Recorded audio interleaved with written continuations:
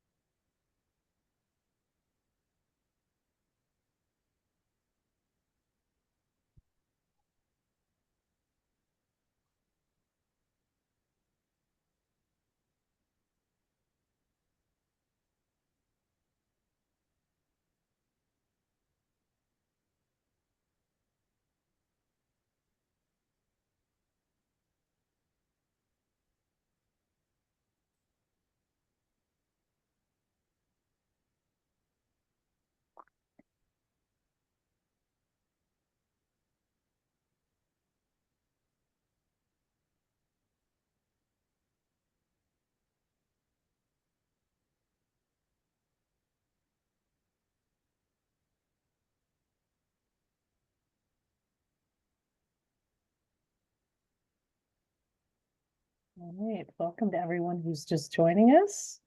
We're going to give a couple more minutes for people to join, and then we will get started. So thank you all for your patience.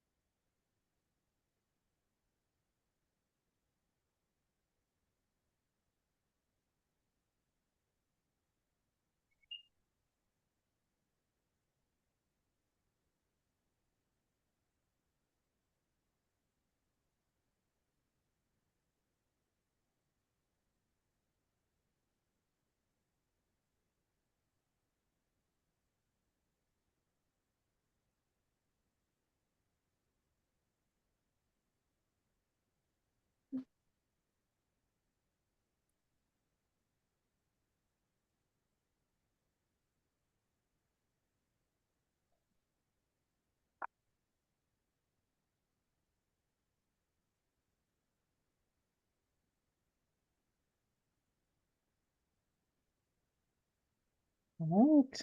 Welcome, everyone. Thank you to those of us who are just joining, to those of you who are just joining us today.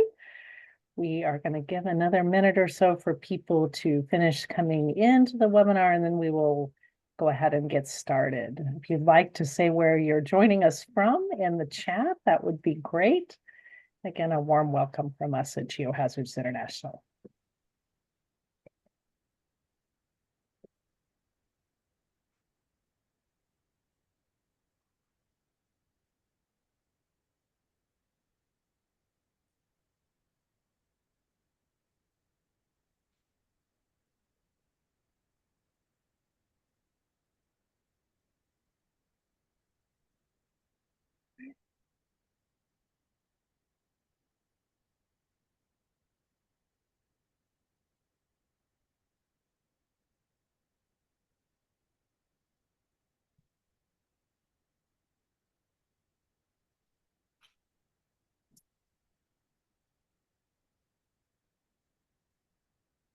Okay, I think we are about ready to get started.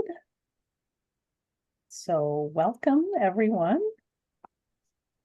Thank you so much for joining us today. On behalf of Geohazards International, I would like to welcome you all to our webinar on advancing scenario practice to motivate mitigation. I'm Janice Rogers, and I am the Chief Operating Officer at Geohazards International. And I've had the honor of working with many wonderful collaborators, including a number of you that are on today, to help advance resilience to natural hazards and climate impacts around the world. My colleagues and I are excited to share with you today the culmination of a 4-year effort to better understand how scenarios, in this case, scenarios depicting geologic hazard events, can help us mitigate risk and build resilience to disasters. So this work was supported by the U.S. Agency for International Development and the U.S. Geological Survey, and we'd like to thank them for their support. So today we'll have a little bit of introduction, about the project that generated the results we'll be talking about today. We'll go through our main presentation, then we'll have some time for questions and answers. And if you all can see, there's you should see a banner in your Zoom window, and there's a Q&A button. And if you can please put questions as we go along, you can put those in the chat. Now, we may not answer them in text while we're doing our presentations, but we will answer some of them live. And if we don't get to all of them during the Q&A, we will send an email afterwards. Some of them we may respond to just in that Q&A chat. So if you could please be putting your questions in, and we'll get working on answering them. So now I'd like to introduce our presenters. We have with us Arietta Chacos. Arietta is based in California in the United States. She is a principal at Urban Resilience Strategies, and Arietta began working in disaster resilience as a parent advocate for earthquake safety in Berkeley, California schools several decades ago. Since then, she has worked in local government and also with other local governments to advance resilience to multiple natural hazards and our changing climate. She's been a part of a number of national level initiatives in the United States on community resilience, where she brings a very practical perspective on making a difference at the community level. We also have Julie Jomo. She's a communications specialist at Geohazards International, and who for over a decade has been working to communicate disaster and climate risk, and more importantly, solutions. So Julie specializes in making highly technical concepts understandable for people that don't have that same technical background in a hazards-related field. I'd also like to take a minute to mention a few things about Geohazards International. We are a nonprofit organization based in the United States, but working in contexts around the world, low middle income countries. We're dedicated to empowering communities to build resilience ahead of disasters and climate impacts. And we have a very long history of utilizing scenarios, and this was something that was initiated by our founder, Dr. Brian Tucker. That started in our very first project back in 1991 in Quito, Ecuador. And that's because scenarios are really a powerful process tool that's aligned with the way we work, which you can see summarized in this slide here. We empower communities to take action before disasters. We really think that's where we can make the most difference, is working ahead of time. We connect leaders with expertise, advance local capabilities, consider the social context. We really strive to communicate and inspire. We also cultivate trust because our focus is on the long term, building resilience, mitigating risks from natural hazards, and adapting to climate change. These are all long-term commitments. Now I would like to introduce the project that produced the work we'll be sharing with you today. It is funded by the U.S. Agency for International Development, and the part in California is funded by the U.S. Geological Survey. And it's titled Next Generation Scenarios and Scenario-Based Planning to Motivate Mitigation. It has three parts. There's an applied research component on scenario effectiveness, and we had a prior webinar just on this topic, and the recording and transcript of that are available online. The second part is development of practice advances and guidance for practitioners. That's what we'll be sharing with you today. And the third part is implementation. That's just getting going. You can see a QR code over on the right-hand side of the screen on this slide. If you scan that, that will take you to a page where you can download the guidance for practitioners that we'll be talking about today. There's also a link in the chat if that QR code isn't working for you for some reason, and we'll be sharing more about that soon, as I mentioned. So what we're sharing today is the work of a lot of people. There's too many to talk about individually. We have researchers, we have practitioners from many technical disciplines from all over the world who participated in this effort. And so we thank everybody for their contributions. Even though there's only 3 of us that are presenting today, this was a large team that was conducting this work. So I want to start here with the definition because professionals use the term scenario in a lot of different ways. We are considering a scenario as work that examines and depicts the impacts that a plausible but hypothetical hazard event or other significant occurrence would inflict on people, the built in natural environments, and or society. And the scenarios we're considering really have 3 components. First, you have science-based assessment of the hazard events.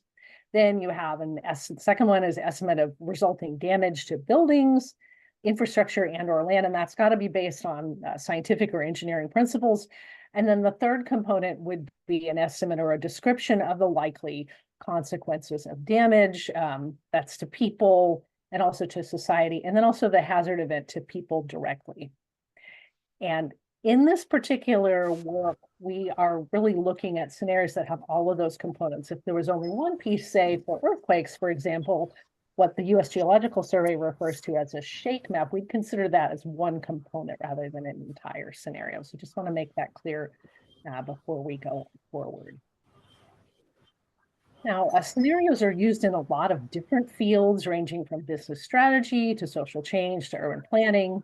And the 2 most common types that are relevant for us in disaster risk reduction and disaster resilience are event and consequences scenarios. And those are pretty much what they sound like. There's an event or more than one event, and then there are the consequences, what happens.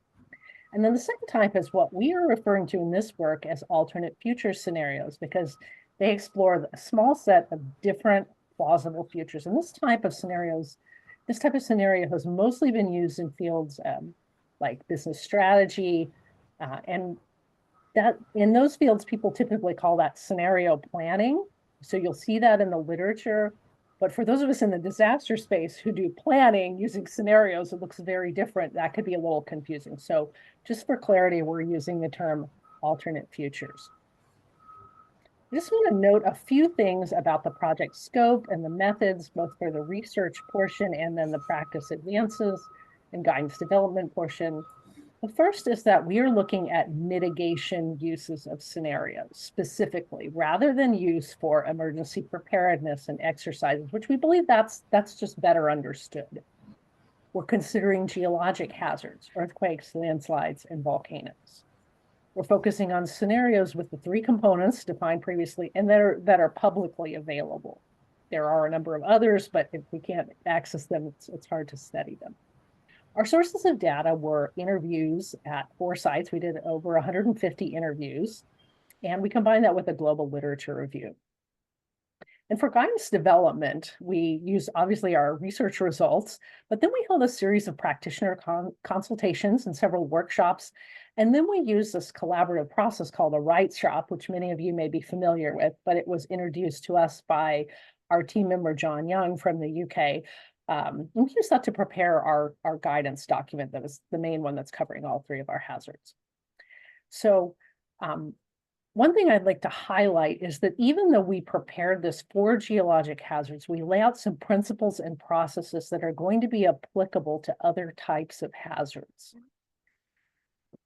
So I want to just spend a quick few minutes reviewing the research basis for the guidance. We have that earlier webinar that goes into a lot more detail, so I'd refer people to that. I'm just going to be very brief today so we can spend more time talking about the guidance. So our interview sites were Ecuador, Nepal, New Zealand, and California, and we selected these sites both to have a mix of geographic context, but we also needed someplace that had quite a significant body of scenarios that we could look at and see how those related to mitigation. And we were looking for places that had at least 2 of our hazards where there were scenarios. So you see these circles with the number of scenarios. We also looked at scenarios worldwide. There we have more than 280 in our database. There's a lot of scenarios out there for geologic hazards. So a lot of interesting work has been done. So what makes scenarios effective for mitigation? From our interviews, we see 4 categories of critical elements that our participants identified as making scenarios effective for mitigation. So those are, the first is development processes, specifically collaboration and co-production, the characteristics of the scenario itself. First of all, the scientific and technical credibility that's established by the reputations and standards of the agency that prepares it, and the quality of the specific work, and the plausibility and realism of the events. The outputs are also very important. They need to be practical and applicable. They need to consider things that matter to the end users. They've got to be communicated clearly, and they need to have recommendations for what to do and then a plan to take action. It's also important to have support from the external environment, and that can be support from elected officials, for example, or decision makers, or the media. So the findings on the development processes, these are really interesting and really informed our guidance. Collaboration, first of all, was viewed as crucial, and that's collaboration both between scientists and technical professionals to really get that consensus. It's important to speak with one voice and not be contradicting each other. That's very helpful for strong messaging. And also with end users or people who are really going to be using that. I think we even want to get rid of that term end users, because people are going to be involved throughout the process, as you'll hear from Arietta. Co-production was also something that came out really strongly, and that's involving stakeholders actively in generating the scenario results, not just getting handed a report at the end, but participating in the development process throughout. And then outreach and engagement. So outreach to the public and to stakeholders, and then really looking at translating technical information. It can be pretty technical for non-specialists. So the implication here is that processes really need to be an important focus of our practice guidance. Now, scenarios overall have a lot of strengths, as you can see here, about potential impacts, educating, supporting engagement, but there are also some needs for improvement. Particularly, there was this idea of we need to further simplify so that people can really understand and extract those key bits of information out that are meaningful to them, and then emphasizing the benefits of mitigation. The implication here is we really need to be paying attention to communications in our practice guidance. We also looked at, well, did scenarios actually lead to any mitigation? And we looked at this in California in particular, and also in Nepal. And yes, many mitigation measures could be directly tied back to scenarios.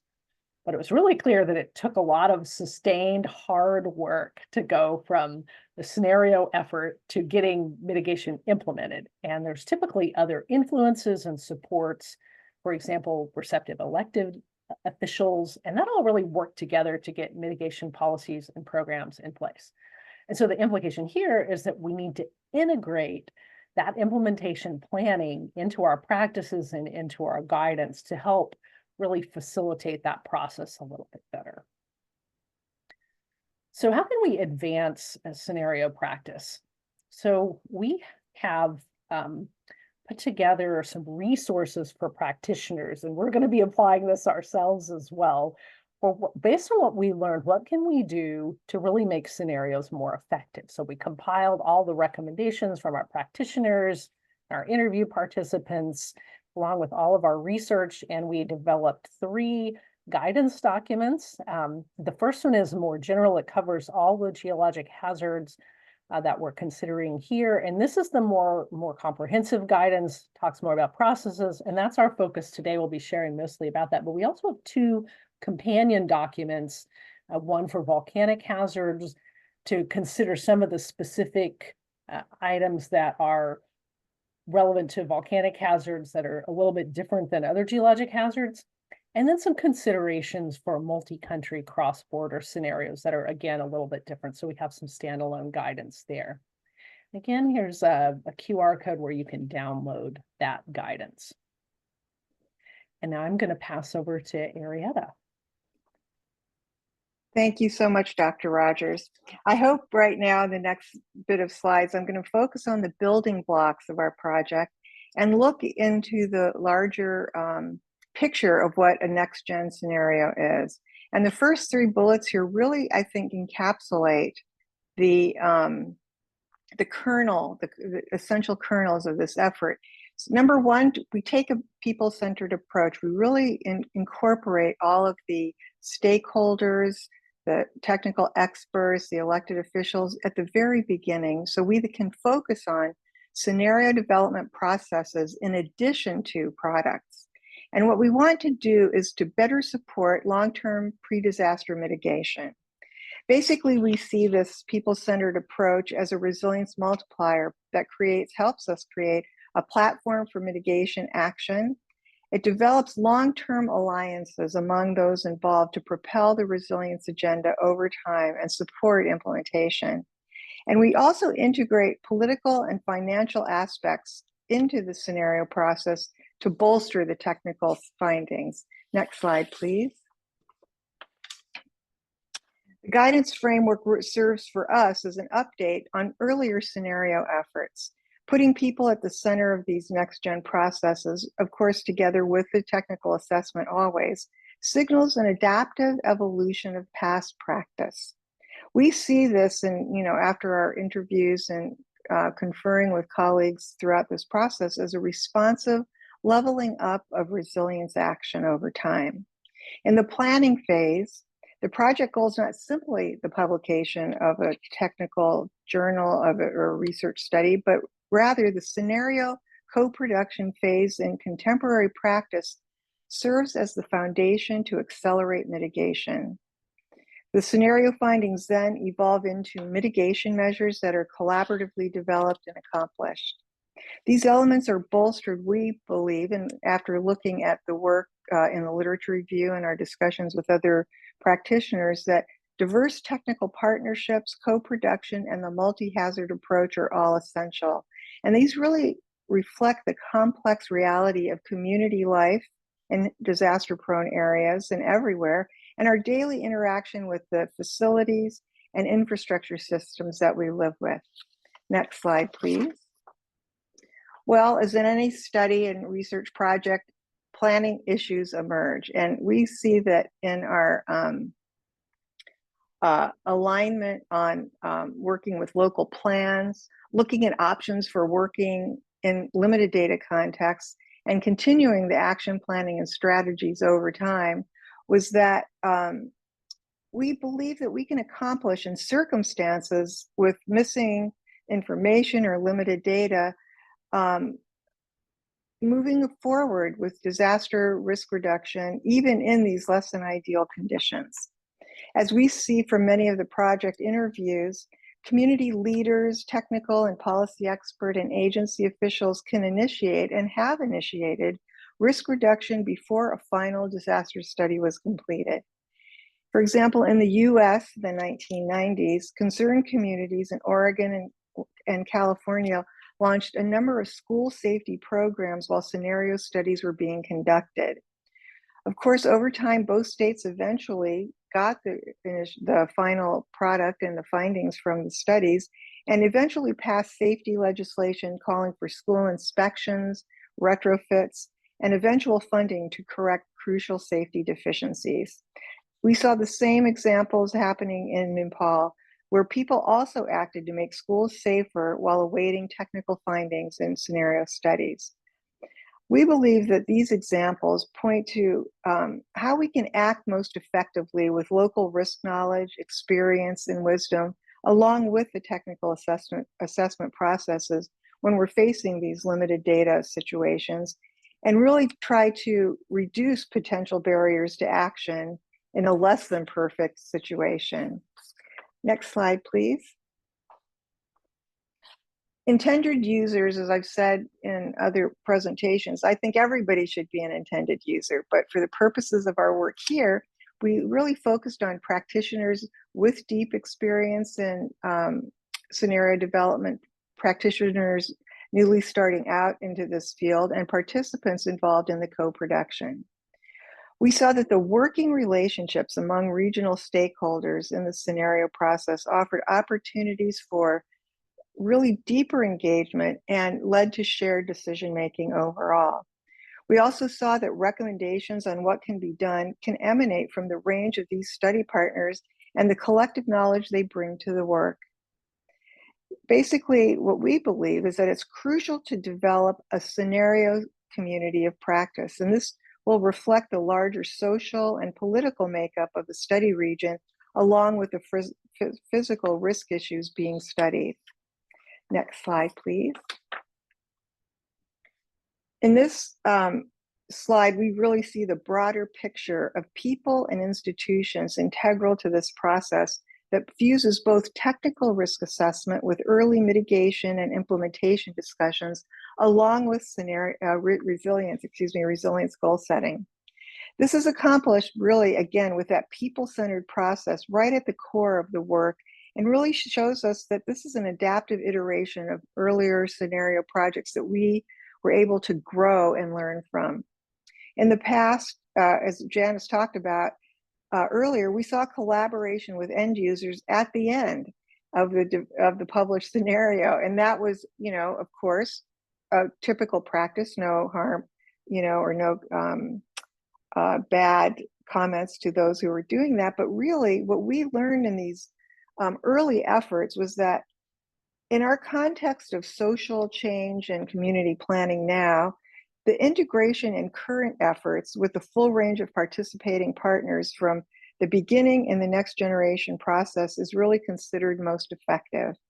As communities in the United States say, there's no planning about us without us. And this saying came from people in the climate action world, and really reflects the social justice sentiment that has really grown a lot as people are working on climate impacts globally. Next slide, please. We saw that 5 key processes were involved in this effort, and we really started out with, of course, the initial planning phase that led to the co-production efforts, where the technical core is being developed and products and outputs for communicating results emerge. But in addition to that, those 2 first steps, we also believe that solutioning, mitigation action planning, and implementation are crucial in this new approach to reducing risks globally. These actions really are consistent with contemporary community planning and climate action efforts as well. And the more expansive approach to community improvement planning is absolutely key. We think that enhancing the technical core with social science and political inputs will strengthen the technical risk analysis and signal that this process, this newly developed approach at its best, is an evolving and living investigation into risk. And we saw that it really leads as well to more comprehensive remedies to reduce acute community trauma and increase community, regional, and national resilience writ large. Next slide, please. The co-production process is really a very important core element in this work.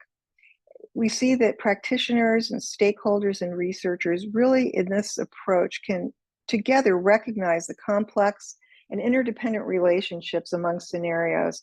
As well, we're able to look at other significant sources of influence, whether it's political, financial, social issues that emerge as well, and contextual factors that motivate subsequent mitigation actions. The people involved in the scenario process are partners in this work. They actively participate in development and implementation of findings from day one. And we see, breakthrough efforts globally where this is already happening. The larger community no longer functions merely as a client or an audience. Those affected by the risk being studied have an active role in this process and really work on collaborative decision-making as well. Another element in this effort of co-production is transdisciplinarity. Next slide, please. This graphic was developed by our colleague, John Young in the UK. We refer to him a lot. He's worked on a number of GHI projects, and it's done very well-respected and innovative work in community engagement on community issues and looking at long-term planning across the board in in Europe and in Asia. And he assisted teams to consider this expansive and complex set of real world problems that communities and nations and their leaders face. We believe that this adaptive change that grew from disciplinary through to transdisciplinary approaches marks a significant leap and a more comprehensive understanding of perils in general. And also, we're able to find ways to implement practical solutions that emanate from the full complement of our stakeholders with their expertise and their very deep concerns. Next slide, please. This graphic and the preceding one give us a visual snapshot of the connecting gears of co-production, the multi-layered research, assessment, and planning efforts that go on lead directly to solutioning, mitigation action planning, and implementation. That is, all these elements are collectively crafted by the contributors cited here. And at this point, Dr. Rogers will segue into discussing more technical core aspects of the project. All right, thank you very much, Ms. Chacos. I appreciate it. So the technical core is that central part of results and numbers and the real scientific foundation of the scenario. And one of the key decisions in preparing that is to both select the hazards and also to select the overall approach. So we can look at on this vertical axis, either multiple hazards or a single hazard. We would suggest even if you're looking at a single hazard, to do so with the multi-hazard mindset, because all the contexts where we work, those are really multi-hazard. You've got more than one hazard. Eventually you're going to be considering what are the specific events or sequences to consider there. And also you need to look at the overall approach, and that's a key decision whether we're going to look at event and consequences type of approaches for events that's occurring in the near time frame, or whether we're going to use an alternate futures approach and go out in time a bit and explore what might happen, for example, as a result of different approaches to resilience, or contrasting that with what happens if we don't do anything. That's a common item to show or future to show. If we don't act, it could be really dire, unfortunately, in many cases. We do recommend that scenarios strongly consider looking at multiple events. This helps people understand that a range of events can happen and doesn't focus you in on just one event. From the literature, though, there's a practical limit that you can only really hold about 4 or 5 scenarios conceptually, and especially build those out with communications, things like narratives or visualizations. So while we have a whole chapter on the technical core in our guidance, I would say that this is the place where there's just a tremendous number of technical resources out there for characterizing hazard and estimating losses, and things are changing and being updated all the time. People are really advancing this part of the practice a lot. So we're not going to spend a lot of time on that today. Also, our guidance, relatively speaking, we don't spend as much time on that because there are a lot of other references that look at that. I do want to talk about one barrier that nearly all scenario developers encounter, and that's limitations in available data. Arietta was talking about this a bit. And in some cases, those can be pretty significant, and we'll call those limited data contexts, where there's really a dearth of information.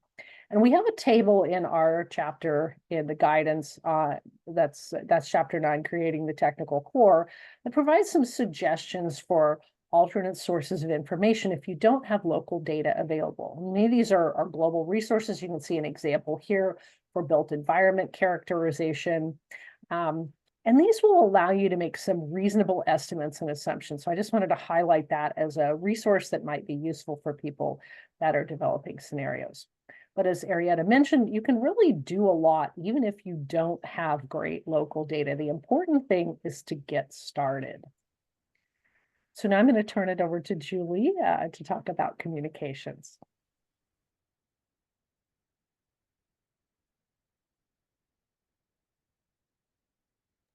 You're on mute, Julie. Sorry about that. Thanks, Janice. As Arietta mentioned the next generation scenario approach is people-centered, connecting developers and partners, stakeholders, and the broader community. We describe two types of communication. The first brings people together in co-production, solutioning, and action planning. This entails two-way communication, feedback loops, and building relationships of trust. The second type brings this scenario to a wider audience during what we call implementation.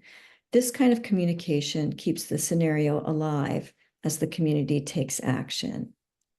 Next slide, please. Outreach faces some challenges. Scenarios contain hard truths, and decision makers must make unpopular choices about land use or evacuation, for example. And people may not agree. They may have very different perspectives. So, to build local buy-in, consider these questions. What gives the scenario credibility? Typically, that's the technical core. Who are locally trusted sources and channels of communication? People are most likely to act on information delivered through them. Who in the population has high vulnerability? For example, children, people with impaired mobility, or marginalized groups. Messaging should address their specific contexts. Can you tap common values, such as protecting schools? What barriers affect people taking action? This might be local beliefs, risk perceptions, and institutional silos. And how can you show examples of empowerment to balance fear? Next slide, please. In our research interviews, many practitioners felt that in their scenarios, the communication component fell short of the need. Dissemination was often a separate project with separate funding. Our guidance links the two and includes these elements.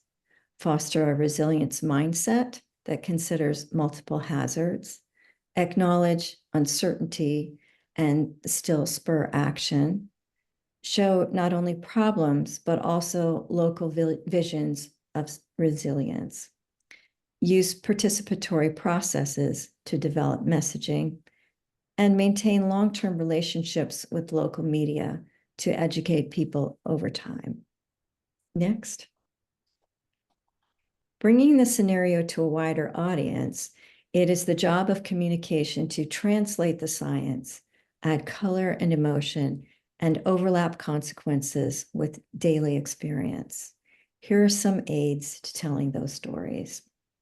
Maps and data visualizations can help to localize risk. Narrative can make impacts real, empower people to act by example, and present data in a way that connects with people emotionally. Games and experiential theater and slam poetry events will reach different types of audiences, as will tailored messaging. Next, please. Not surprisingly, hazard maps are the most common communication tool in geologic hazard scenarios. These range from simple options to GIS and interactive maps. Here you see maps of two different hazards for the Mayon volcano in the Philippines. Next. A shake map is a basic feature in many earthquake scenarios, easy to understand and source. Software to produce shake maps, including for hypothetical earthquakes like the one at left, is open source from the US Geological Survey. And on the right is a page from an earthquake scenario in graphic novel format. It was written for youth and non-technical readers, and it depicts a family in which parents are working far from home when a strong earthquake occurs.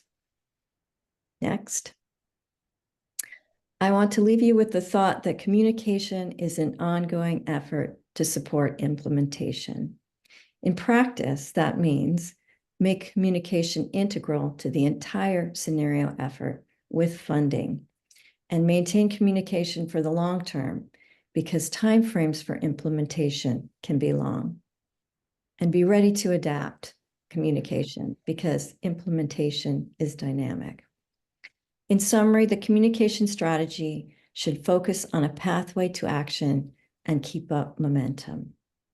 I will now hand over to Arietta to talk about solutioning and implementation. Thank you, Julie. We see really that this effective communication strategy will build momentum and really leads to action from the common discussions and support from community leaders. This leads us into the solutioning phase itself. The essential scientific collaboration, including teams, steering committees, review panels, will work on building scientific consensus as the processes involving co-production are integrated with stakeholders such as local leaders, government agencies, and other partners. And they're working to develop problem-solving actions, again, collectively, and building on the scenario's technical findings. These steps are really developed along with the development of designated timeframes that will range from short to long-term for risk reduction measures. And these really are called for in aligning with the findings from the technical core. Thank you. Could I have the next slide, please? This slide gives us a quick look at the timeframes issues, which we really see is of long duration, probably often longer than communities might expect. And we see that in the early process phases, accomplishing early successes, or as we're calling them small wins, is crucial to launching the effort. Public policy updates or applying preliminary findings and disaster management procedures can be used from the small wins in the small wins phase so that people are seeing that this is an active and alive process over time.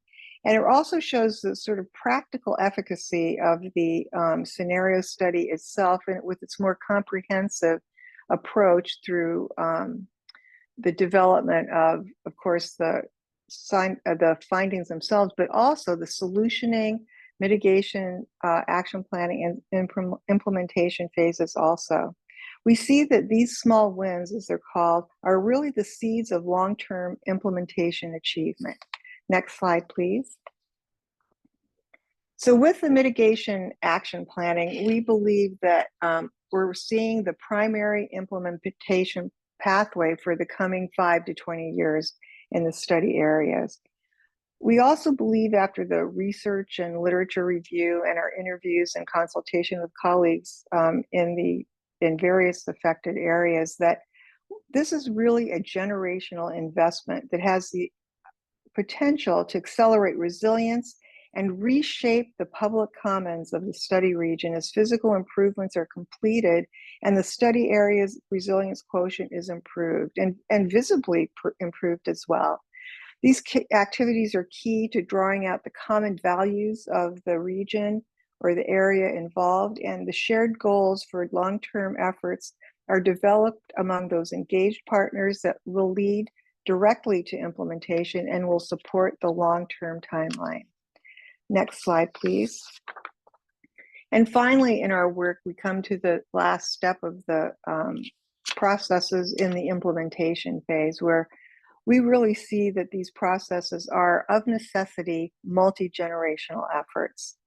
As we see that financial efforts and investments proceed in community or national development projects in the built environment, resilience will be amplified with an incremental 5 to 7% of additional construction costs that will improve building performance and improve post-disaster outcomes.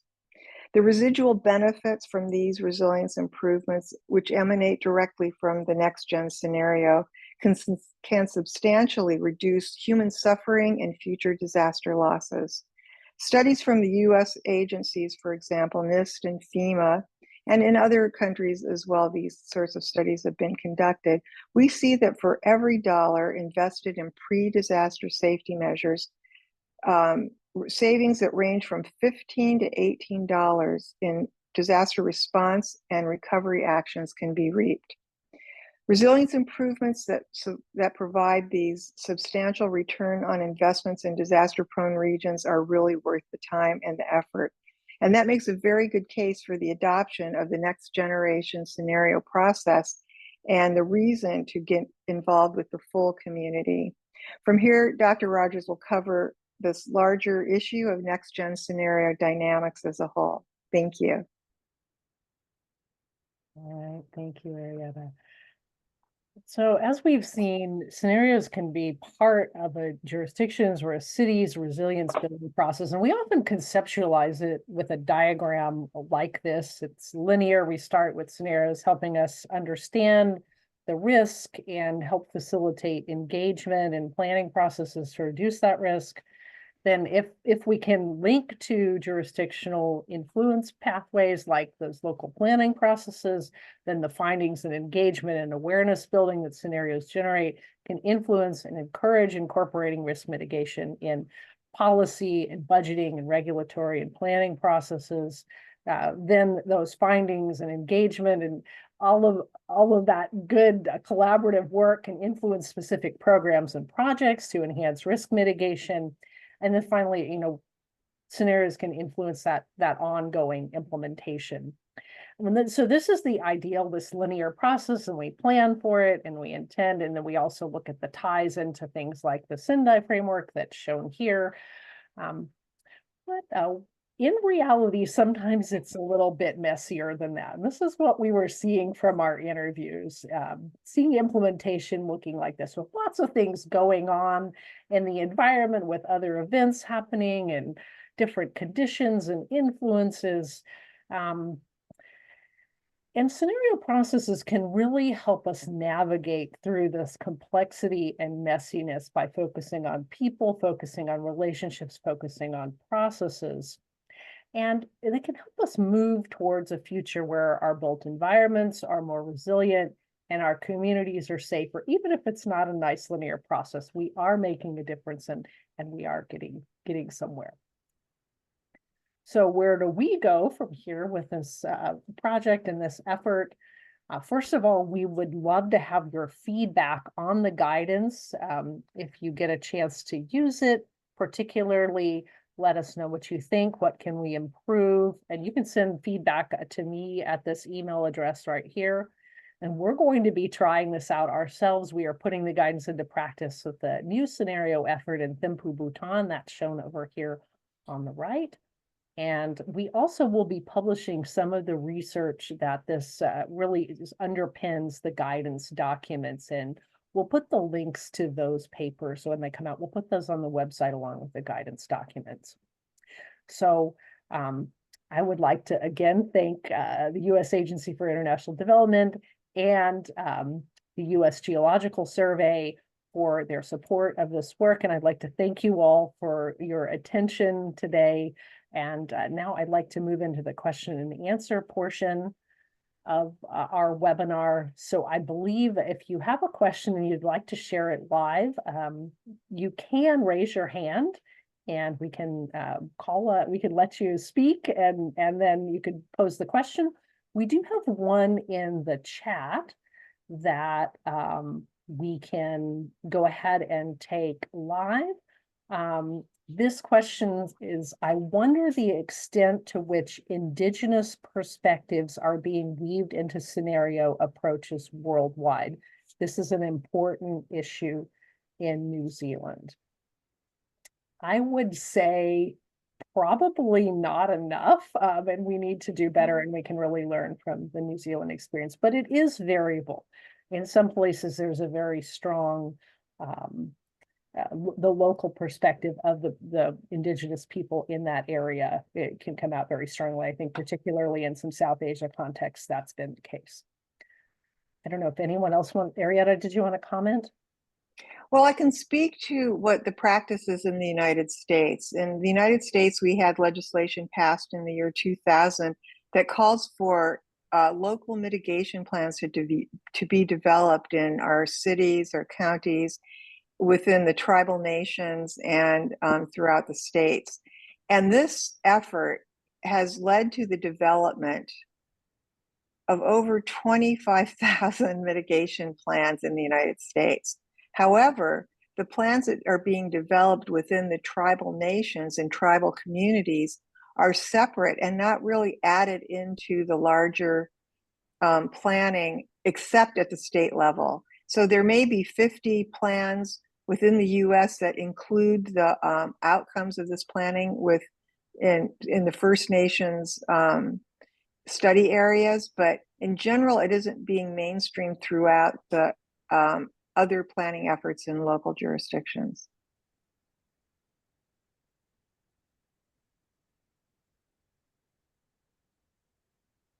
Okay, we have a couple of other questions in the chat. And I also see a hand up. Maybe we'll go to the hand and then we'll go to the questions in the chat. I think the hand was there first. Let's see. Mr. PK Das, if you're able to speak. Can you hear me? Yes, yes. Oh, Janice and your team, I mean, fantastic presentation. I was quite engrossed and was virtually lost because, as you know, I keep working in PDN all the time. And every time I land up at a particular state after the disaster, I wonder why they did not do the scenario studies. I have a very specific question to you. You know, technically, presentation-wise, clarity, communication, I don't have anything to say. I mean, everything is fantastic. But, you know, one of the recipients of your scenario study will be the state disaster management authorities of different states of India, which are at very high level of multi-hazard proneness. And you know very well that we have many states where we have landslides, subsidence, and earthquake and all those. One of the crucial things, you know, the state disaster management authorities are headed by an administrative officer who are usually there for a very short time, 2 to 3 years. So whenever you propose something, the first question that they'll ask, which I'm quite used to getting the question, what is the cost of your intervention? And can I see any output in the next 18 months? Because the person may be going somewhere else in 24 months. You know, just believe me, this is how the whole system works. That if I am the head of State Disaster Management Authority, I would like to engage the consultants who will show me some benefits in the coming 18 months. Go ahead, please. Yeah, I think this is, and we have encountered this as well. It's, you're very rightly point out that people want to see results very quickly, particularly you know, in the government. One of the things that we're advocating for with this approach is considering in the same project, not only the study, but also planning and even some implementation of those small wins activities, because often, and this is something that's occurred when we've been out in the field, some risk problems are very apparent, you know, right at the beginning of the study, or even before you go into the study, you know that some things are problematic. So you can go ahead and start working on those in parallel with doing the study. And I think that's what Arietta was mentioning. And that might help a little bit with being able to generate results quickly. Some of those small wins early, I think, could really make a difference. And so we'd really advocate for more of that type of approach, trying to really get moving on mitigation much more quickly, rather than saying, no, we have to wait, we have to study it. So I would be very, very much in favor of trying to help those decision makers with some early wins if we can do that. I don't know if anybody else. Can I add a little bit to this one? I won't take more than a minute. Sure. See, you know that there's a place, Joshimath in India.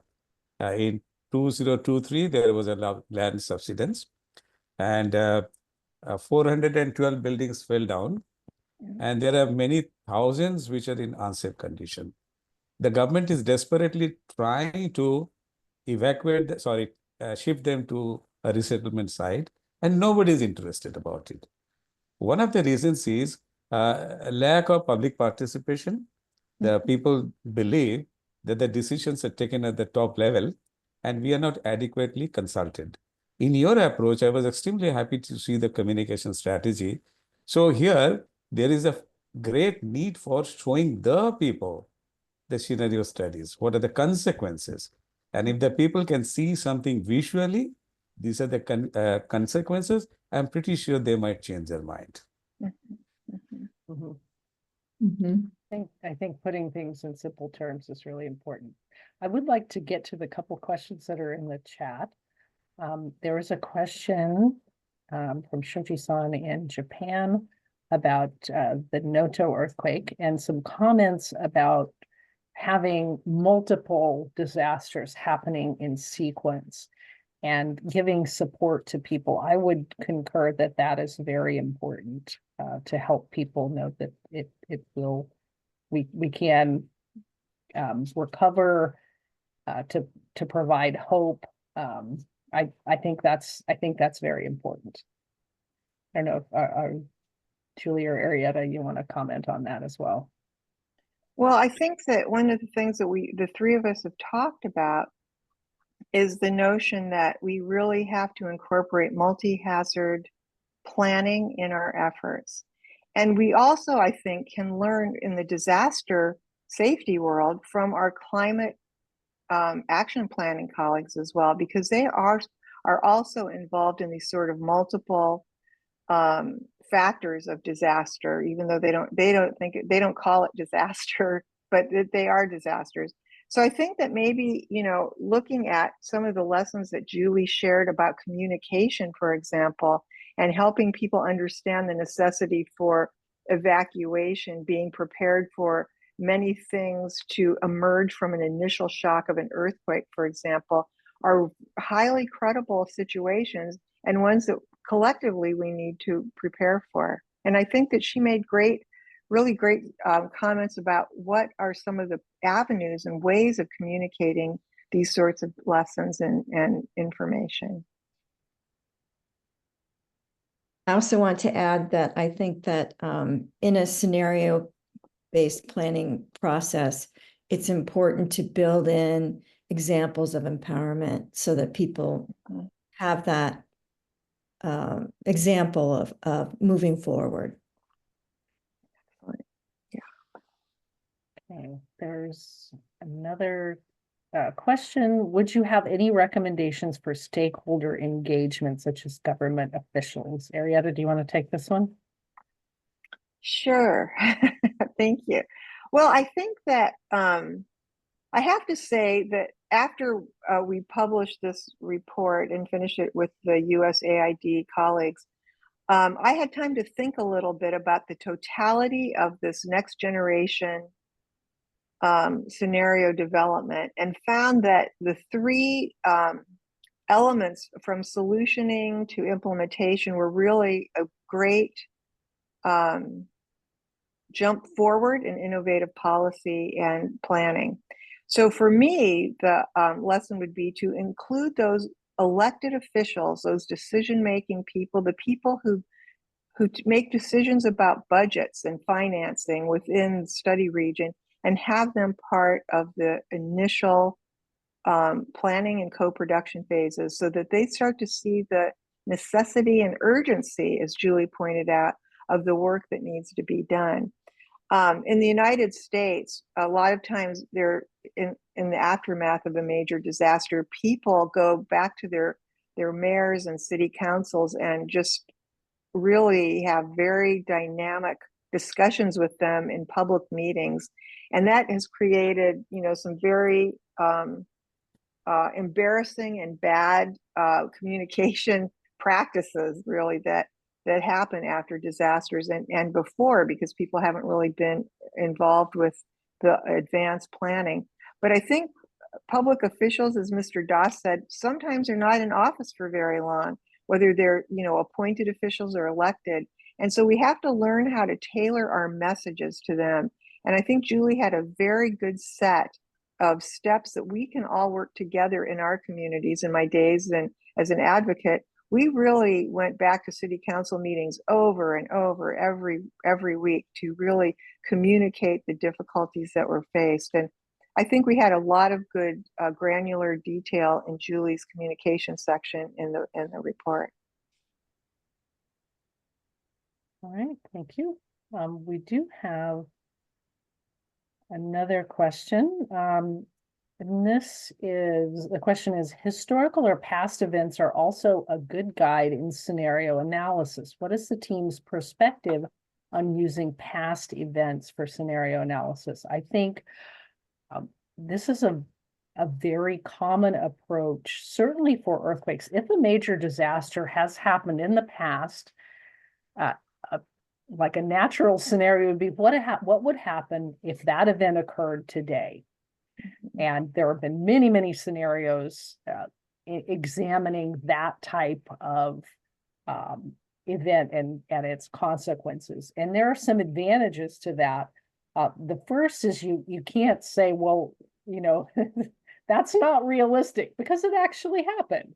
So this is where this is one of those considerations in choosing an event is how important is that sort of view amongst your public and your decision makers. How skeptical are they about the hazards? For earthquakes, there's a fair amount of skepticism, like, is this really going to happen? Do I really have to worry about that?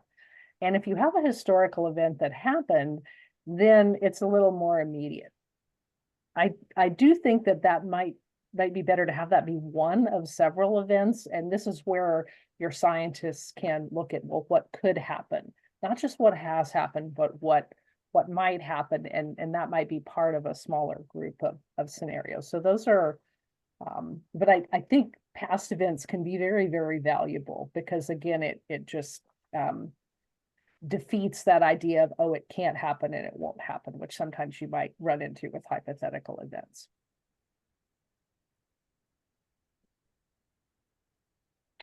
I think, oh, we are at time. So is there one final question? I think we have answered the questions in the chat.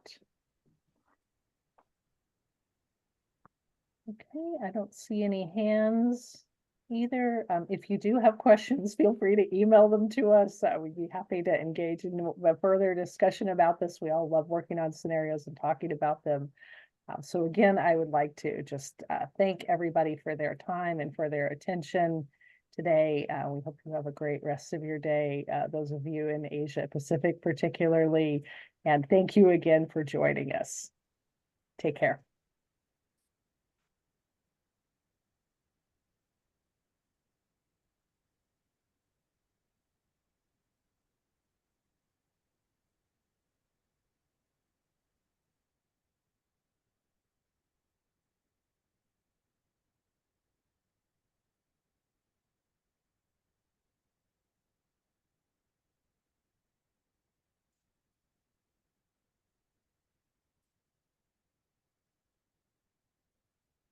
All right, thank you again, everyone.